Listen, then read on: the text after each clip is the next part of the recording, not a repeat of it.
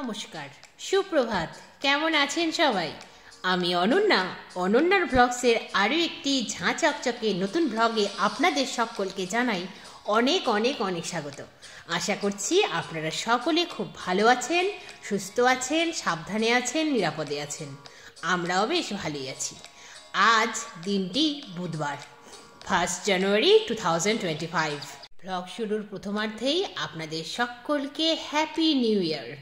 নতুন বছর খুব ভালো কাটুক, এটাই এখন একমাত্র চাওয়া, যে নতুন বছরটা ভালো কাটবে।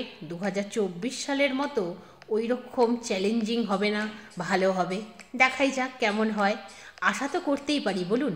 আজ দিনটি নিউ ইয়ারের হলেও প্রতিদিনের মতোই দিনটি শুরু হয়েছিল গতানুগতিকভাবেই, যেমনটা প্রতিদিন শুরু হয় আর কি। সকালবেলাকার বাসি কাজগুলো কমপ্লিট করে তারপর চা পর্ব মিটিয়েছিলাম। চা পর্ব মিটতে মিটতেই মাছ কাকু এসে হাজির।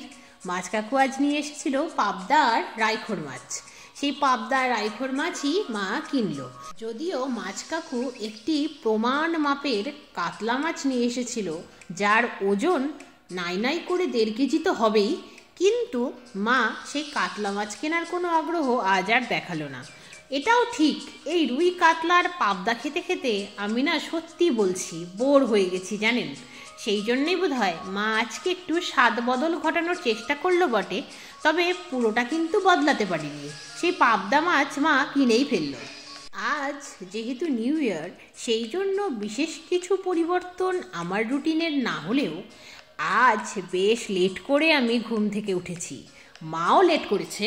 মা উঠেছে সকাল 9টায় আর আমি উঠেছি 10:45টায়। মা যখন উঠবে তার থেকে তো minimum 45 minutes to 1 hour late করেই আমি উঠি। এই লেট করে ওঠার ব্যাপারটা আমার ইচ্ছাধীন কিন্তু নয়। মা না ডাকলে আমি উঠতে পারি না, আর মা ডাকতে ডাকতে নিজের ওঠার 45 মিনিট কিংবা 1 ঘন্টা পরেই ডাকে, সেই জন্য লেট হয়েই যায়। এতে আমার কোনো দোষ নেই। কিন্তু আজ সকাল থেকেই আকাশের মুখটা বেশ ভারী ছিল, কিন্তু এখন দেখছি বেশ ভালো রোদ উঠেছে। দেখেই তো মনটা ফ্রেশ হয়ে গেল। তাই ভাবলাম গতকালের আধা ভেজা জামা কাপড়গুলোকে ছাদে মেলে দিয়ে আসি। তারপর নিচে এসে বেডটাকে গোছালাম, ঘরের আসবাবপত্রগুলো এক এক করে মুছে ক্লিন করে নিলাম। তারপর প্রতিদিনের রুটিন মেনেই চলে এলাম রান্নাঘরে রান্না করতে।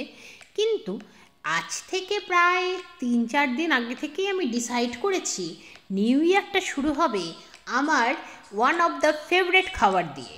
সেটা হলো বিরিয়ানি উইথ মাটন। যদিও বিরিয়ানি আর মাটন দুটোই কিনে আনতে হবে, তারপরে আমাদের লাঞ্চ হবে।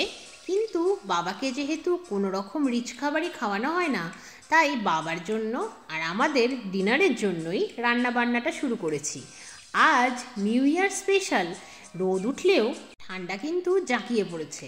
সেই জন্যই মা বলছে, একই নতুন বছরের প্রথম দিন, তার মধ্যে এত ঠান্ডা, এর মধ্যে তুই শুধু পাবদা মাছের আলু ফুলকপি দিয়ে ঝোল বানা আর ভাত, ব্যাস তাতেই হয়ে যাবে। আমি ভাবলাম ভালোই তো হলো, যেমন বলা তেমন কাজ। টুক করে রান্না বান্নাটা আধ ঘন্টার মধ্যেই সারা হয়ে গেল। তারপরেই চলে এলাম ছাদে। ছাদে এসে সকালবেলায় যে জামা কাপড়গুলো মেলেছিলাম সেগুলো দেখলাম শুকিয়ে গেছে, তাই সেগুলোকে তুলে ভিজে জামা কাপড়গুলো এক এক করে মেলে দিলাম। আর ততক্ষণে পাবদার ঝোলটাও রেডি হয়ে গেল।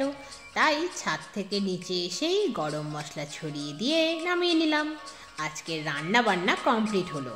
তারপর যথারীতি গ্যাস রান্নাঘর ক্লিন করলাম, বাবাকে লাঞ্চটা সার্ভ করে দিলাম। তারপর স্নান সেরে এলাম। স্নান সেরে এসেই হনুমানজিকে প্রণাম জানালাম। তারপর রেডি হয়ে বেরিয়ে পড়লাম। প্রথমে বাজারে যাব। বাজারে গিয়ে গতকাল যেটা কেনা হয়নি সেটা কিনতে হবে। সেটি হলো সোনা পাতা, যেটি দশকর্মার দোকানগুলো ছাড়া পাওয়া যায় না।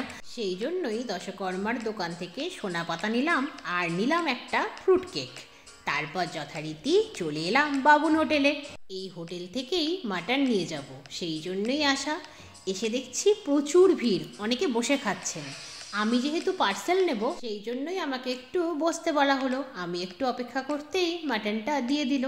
তারপর বিরিয়ানির দোকান থেকে এগ বিরিয়ানি কিনে টোটোতে চড়ে বাড়ি ফিরে এলাম। বাড়ি ফিরে এসেই হাত পা ধুয়ে ফ্রেশ হয়ে হাউমাউ করে খেয়ে নিলাম বিরিয়ানি উইথ মাটন। নিউ ইয়ারের স্পেশাল লাঞ্চ একেবারে জমে গেল।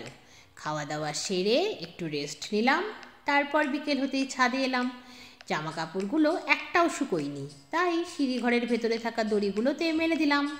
তারপরে এক এক করে গাছগুলোতে জল দিয়ে নিলাম।